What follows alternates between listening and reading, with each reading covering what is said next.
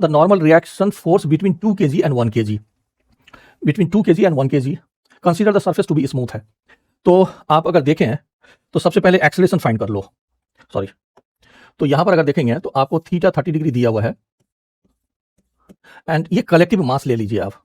तो यहां पर ये 6 kg हमने ले लिया एंड नीचे से जो फोर्स लग रहा है वो कितना है 60 न्यूटन एंड ऊपर से जो फोर्स है वो 18 न्यूटन एंड यहां पर इस डायरेक्शंस में 6g sin 30 लगेगा एंड इस डायरेक्शंस में 6g cos 30 लगेगा एंड ये आपका नॉर्मल रिएक्शन है।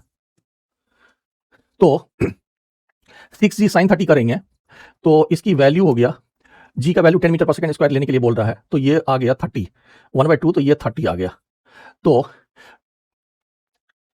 अब अगर नेट फोर्स देखें तो नीचे से ये 30 नीचे लग रहा है और ये 18 नीचे लग रहा है, तो इसका मतलब 60 - 30 and -18, so that is 12 Newton net force.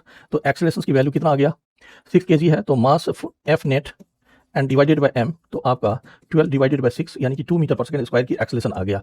तो हमने क्या किया है, पहले कलेक्टिव मास को एक जगह लेकर के, चूंकि फ्रिक्शन कहीं पर भी नहीं है, एक जगह लेकर के जो नेट जो भी फोर्स है उसको रिप्रेजेंट करके हमने एक्सेलरेशन फाइंड कर लिया। अब क्वेश्चन पढ़िए क्या कह रहा है कि normal reaction between 2 kg and 1 kg।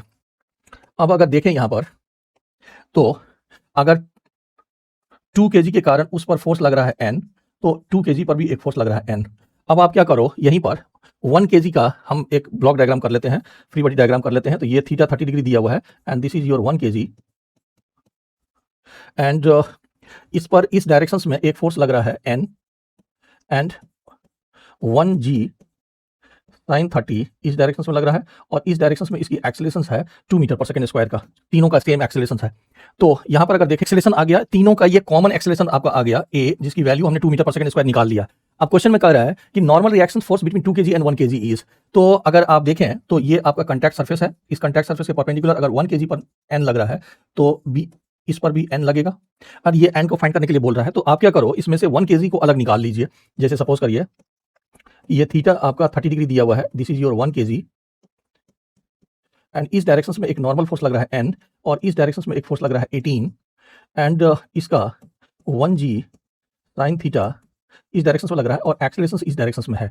तो हम अगर देखें तो n - 1g sin theta and -18 will be equal to 1 and multiplied by a, तो this is n and minus ये हो जाएगा 5 and -18 will be equal to 2, तो n का वैल्यू 25 न्यूटन आ जाएगा।